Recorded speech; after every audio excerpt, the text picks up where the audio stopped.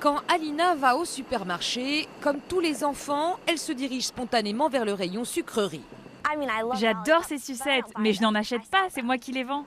Ces sucettes, c'est elle qui les a créées. À 11 ans, cette fillette est déjà PDG d'une entreprise très florissante.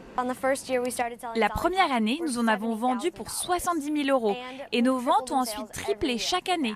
Et cette année, on prévoit de faire plus d'1 million d'euros de chiffre d'affaires. Chaque jour après l'école qui se termine à 14 h, pas de cours de gym ou de poterie. Direction sa société. Alina est ce qu'on appelle un kids entrepreneur, enfant chef d'entreprise. Alors voilà mon bureau. Nous avons 4 employés. Voici Courtney. Bonjour. Vous avez pu envoyer la commande pour les Philippines ?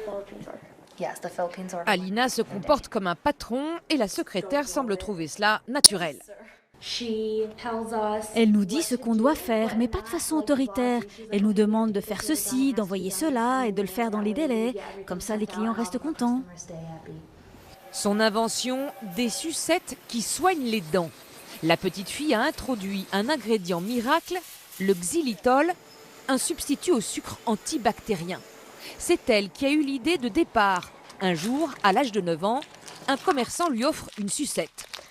Et là, mon papa m'a dit « Tu ne dois pas manger de bonbons car ça donne des caries ». Et donc, je me suis dit « Pourquoi ne pas inventer une sucette qui soit bonne pour mes dents ? Comme ça, je peux en manger sans que ça soit mauvais pour ma santé. » Voilà 2 ans qu'elle commercialise ce produit avec l'aide de son père.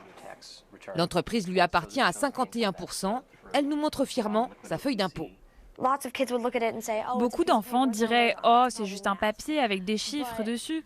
Mais moi, quand je le regarde, je me dis « Alors, ce sont les revenus, les profits, les pertes, les capitaux. » Je l'aide pour tout ce qui est administratif et gestion, parce que ce sont des tâches qu'elle ne peut pas faire toute seule. Cela demande plusieurs années d'expérience. Mais c'est vraiment elle le moteur de l'entreprise.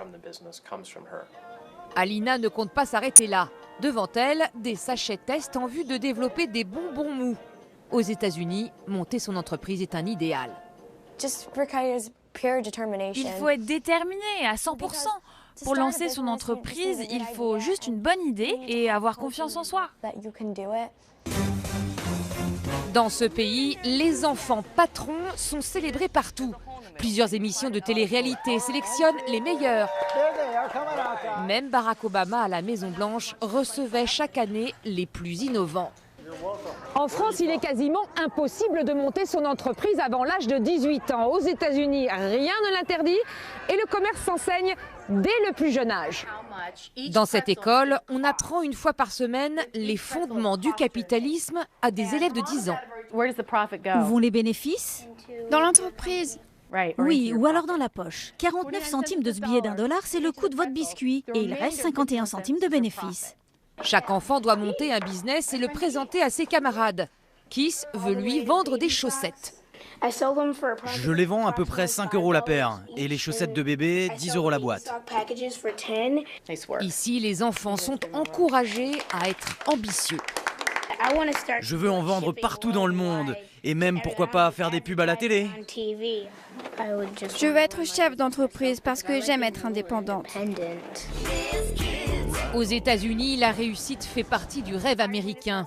L'argent n'est pas tabou et les enfants qui s'enrichissent sont des stars que tout le monde applaudit. Voilà, chacun juge